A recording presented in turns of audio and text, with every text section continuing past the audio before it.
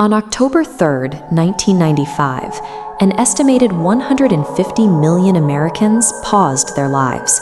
Trading floors on Wall Street went completely silent. Classrooms rolled in box televisions. Factories halted their machines to listen to a clerk in a downtown Los Angeles courtroom read a single sentence. When the words "not guilty" rang out, cameras captured two simultaneous reactions across the country. In some rooms, Black Americans cheered and pumped their fists, and others, white Americans, sat in stunned, open-mouthed silence. These two groups watched the exact same 16-month trial.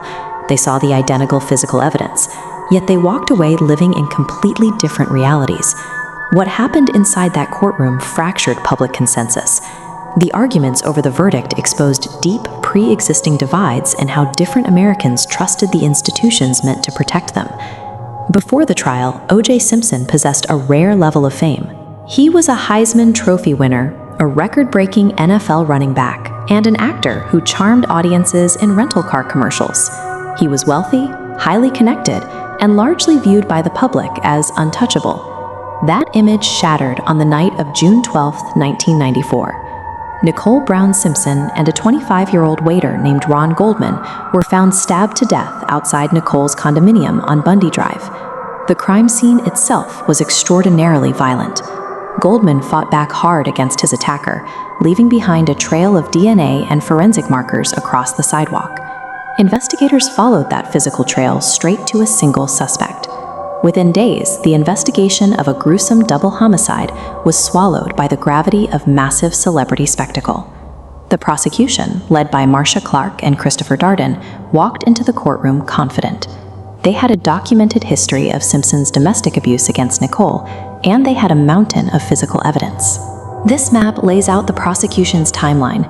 It highlights the incredibly short distance, less than 2 miles, between the Bundy crime scene and Simpson's Rockingham estate.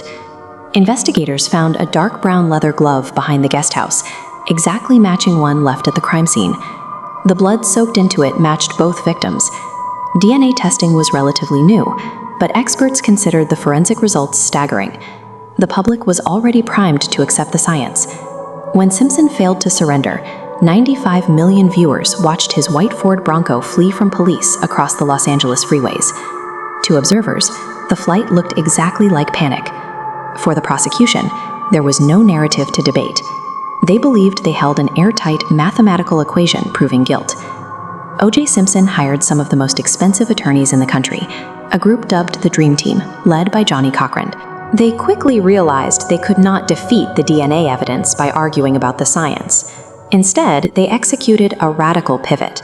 Rather than defending O.J. Simpson, they aggressively prosecuted the Los Angeles Police Department. Los Angeles in the early 1990s was a deeply volatile city, still reeling from the deadly Rodney King riots. Trust between the Black community and the police department had completely collapsed. Cochran leveraged that environment. He reframed the stakes for the jury. They were no longer being asked to evaluate the accuracy of a blood sample. They were being asked if the institution that collected the blood was too corrupt to trust. The defense methodically picked apart the chain of custody. They pointed out every mishandled swab and unsecured vial, planting the suggestion that officers had the motive and the opportunity to plant evidence. Then they focused on Detective Mark Fuhrman, the officer who found the bloody glove at Simpson's estate.